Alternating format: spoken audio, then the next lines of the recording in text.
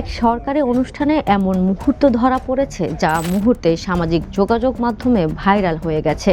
ভারতের বিহারের মুখ্যমন্ত্রী নীতিশ কুমার ইশারায় একজন নারী চিকিৎসককে নিকাব সরানোর জন্য বলেন। এরপর তিনি নিজেই হাত বাড়িয়ে তার নিকাব খুলে দেন, যাতে তার মুখ ও থুতনি দৃশ্যমান হয়ে পড়ে। এই আচরণ দেখার সঙ্গে সঙ্গে উপস্থিত কয়েকজন হাসতে শুরু করেন। একই সঙ্গে বিহারের উপমুখ্যমন্ত্রী সম্রাট চৌধুরীকে দেখা যায় নীতিশকে থামানোর চেষ্টা করতে। আর এই ভিডিও ছড়িয়ে পড়ার পর তার দেশব্যাপী তীব্র প্রতিক্রিয়া সৃষ্টি করেছে।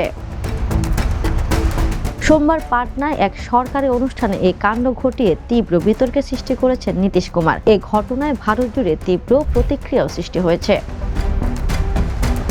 ভিডিওতে দেখা যায় ৭৪ বছর বয়সী জেডিইউ প্রধান নীতিশ কুমার এক সরকারি অনুষ্ঠানে এক আয়ুষ চিকিৎসকের হাতে নিয়োগপত্র তুলে দিচ্ছিলেন। সে সময় তিনি ওই নারী চিকিৎসককে ইশারায় নিকাব সরাতে বলেন। নারী চিকিৎসক কিছু বোঝার আগেই নীতিশ নিজেই হাত বাড়িয়ে তার নিকাব খুলে দেন। সরকারি অনুষ্ঠানে নারী চিকিৎসকের মুখ থেকে নিকাব টেনে খোলার ঘটনায় বিহারের মুখ্যমন্ত্রীর মানসিক অবস্থা নিয়ে প্রকাশ্যে প্রশ্ন তুলেছে বিরোধী দলগুলো। এই ঘটনাকে জঘন্য হিসেবে অভিহিত করে কংগ্রেস তার পদত্যাগের দাবি করেছে।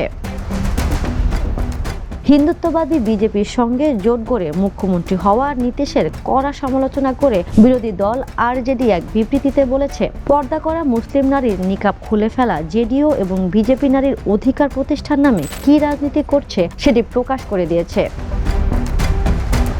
এদিকে কংগ্রেসও মুখ্যমন্ত্রীর এই আচরণকে লজ্জাজনক ও ঘৃণ্য বলে নিন্দা করেছে। দলের এক্স হ্যান্ডেলে লেখা হয়, একজন নারী চিকিৎসক নিয়োগপত্র নিতে এসেছিলেন আর নীতিশ কুমার তার নিকাব টেনে নামালেন। বিহারের সর্বোচ্চ পদে থাকা একজন ব্যক্তি প্রকাশ্যে এমন ঘৃণ্য আচরণ করেছেন। ভাবুন তো, রাজ্যের নারীরা কতটা নিরাপদ। এই জঘন্য আচরণের জন্য নীতিশ কুমারের অবিলম্বে পদত্যাগ করা উচিত।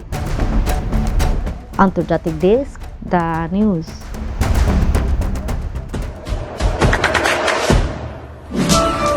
দেশে দেশে সবার সাথে দ্য নিউজ।